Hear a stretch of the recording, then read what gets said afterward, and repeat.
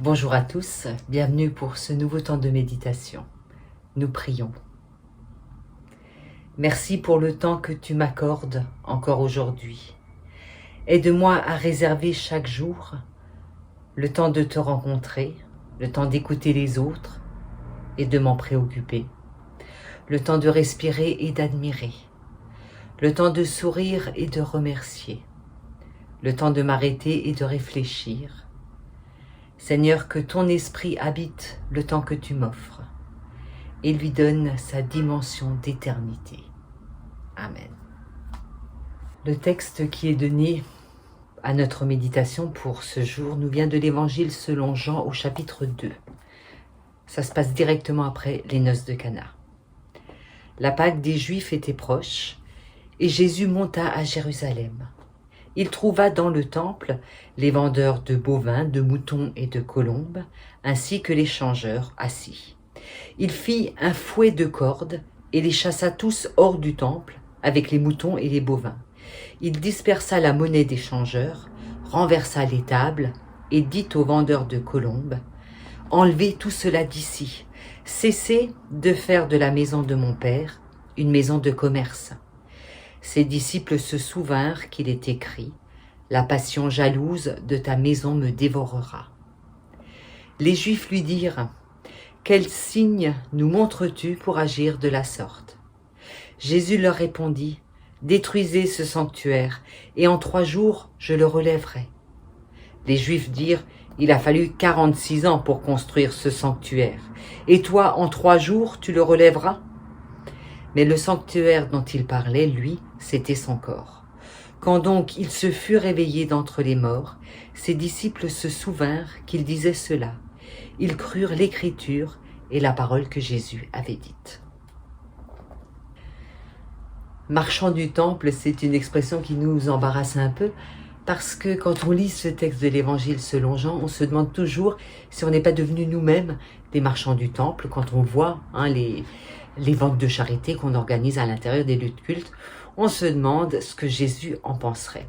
S'il entrerait aussi dans une colère aussi vive, aussi rouge que ce jour-là. Oui, Jésus voit rouge ce jour-là, et c'est tellement loin de l'image qu'on a de lui, cet homme bon, généreux, accueillant, qui tout d'un coup se met en colère. Alors s'il faut lire toute la Bible, on peut pas faire l'impasse sur ce texte-là et se demander ce que signifie cette colère ce jour-là. Difficile de dire qu'il faut suivre Jésus sur ce chemin, puisque c'est pas du tout comme ça qu'on a été élevé. On attend des chrétiens qu'ils soient bons, qu'ils soient toujours en paix. Et ce texte nous met pas mal à l'aise.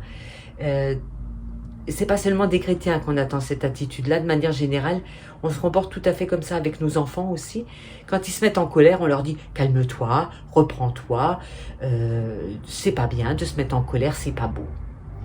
En fait, la Bible contient beaucoup de passages, les psaumes notamment, le livre de Job, et puis Jésus lui-même, qui mettent en scène, ou en tout cas qui nous rapportent des mots très durs, très crus et même souvent très violents. Jésus ce jour-là voit rouge et il chasse les marchands du temple. Dans l'Évangile selon Jean, c'est le premier signe public que fait Jésus. Auparavant, il a fait un signe à Cana, c'est plutôt dans un cercle familial, mais là, il est au temple, il est à Jérusalem, il est vraiment au centre de la ville, et il va poser son premier acte. Et cet acte, c'est un coup de colère. Un coup de colère ce jour-là, il fait un fouet avec des cordes, il vire les marchands, les animaux qui se trouvent là, il renverse les tables des agents de change. Et Jean le place ici tout au début de son évangile, alors que les autres évangélistes le mettent plutôt en préambule de la Passion, au moment où avant que Jésus soit arrêté, condamné et mis à mort. Si Jean le place à cet endroit-là, c'est une manière de nous dire que ça va teinter de rouge, ça va teinter tout son évangile. En fait, le premier message, c'est celui qui est emblématique et qui donne déjà la trame à tout ce qui va suivre. si Jean donne une telle importance à ce coup de colère de Jésus ce jour-là, c'est parce que ça révèle une question fondamentale, c'est celle de la rencontre avec Dieu. Jean nous dit que Jésus ici remet en question le système qui avait été mis en place au temple, qui consistait à offrir des sacrifices et à attendre en retour une bénédiction. Comme si on s'adressait à Dieu dans l'espoir de recevoir quelque chose, et ben on apporte quelque chose de soi. Il y a là ce système de donnant-donnant avec lequel Jésus veut absolument rompre. Jésus refuse absolument cette manière d'utiliser le temple. Il rappelle que le temple, c'est le lieu de la rencontre avec Dieu. Et rencontrer Dieu, c'est pas se soumettre à un système où on paie des taxes pour bénéficier en retour de certaines bénédictions. C'est cela que Jésus refuse absolument ce jour-là au temple. Et c'est pour ça qu'il se met autant en colère. Ce jour-là, Jésus se révèle, il refuse d'être amalgamé à ce système qui a cours dans le temple. Il n'en reste pas moins que se mettre en colère, c'est quand même assez dur, et on se dit, finalement, il aurait pu faire un beau discours et puis dire la même chose de manière posée et ordonnée. Pourquoi est-ce que ça passe forcément par ce coup d'éclat ? Eh bien, je crois qu'on est assez mal à l'aise avec cette colère, d'abord parce que, avec cette influence stoïque là qui nous demande toujours de nous tenir, d'être dans la réserve, dans la contenance. Il y a d'abord cette explication-là. Et puis je crois que c'est fondamentalement quelque chose qui nous met mal à l'aise, parce que c'est pas comme ça qu'on imagine les choses, et qu'on préfère passer sous silence certaines petites choses qui sont embarrassantes, à la limite de la honte, pour ne garder qu'autre chose. C'est beaucoup plus facile de parler, et beaucoup plus agréable surtout, de parler de Jésus comme d'un homme extraordinaire qui n'a jamais fait un pas de travers. Ça parle plus, c'est plus vendeur en quelque sorte, que de parler de ce coup de sang ce jour-là au temple. Tout comme pour Paul, dans la lettre qu'il écrit aux Corinthiens, Paul met l'accent sur la mort de Jésus. Et il écrit « Nous proclamons un Christ crucifié, scandale pour les Juifs, folie pour les païens. » Ce serait tellement plus facile de ne pas parler de la mort et de pas parler de la colère non plus, et de ne garder que ce qui plaît, que ce qui est agréable à l'écoute et à la vue. Alors que Paul, tout comme Jean, disent bien que là, il y a quelque chose d'essentiel qui se joue. Alors, il n'est pas question, et ce texte n'est pas là, certainement pas là, pour justifier nos sautes d'humeur ou les tensions qu'on peut connaître entre les personnes ou même envers nous. Ce texte n'est pas là pour nous dire qu'il faut passer au rouge dès qu'il y a un conflit ou dès qu'il y a un désaccord.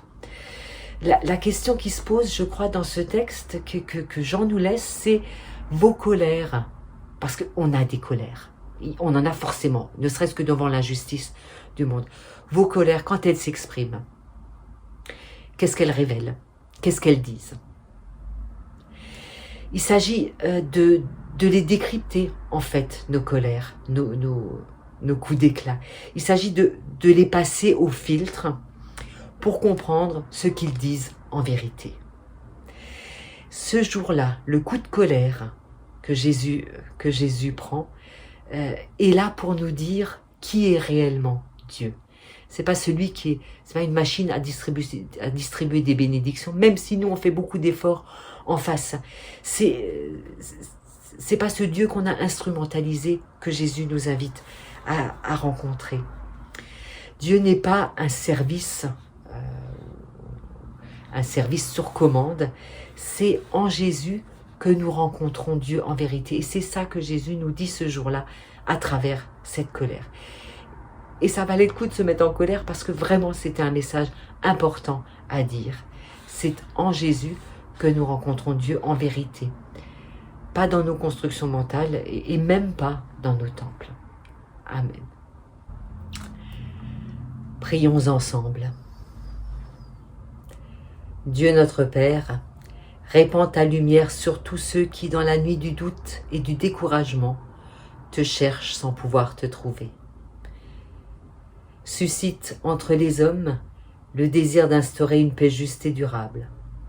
Fais de nous des semeurs de paix, des artisans de justice.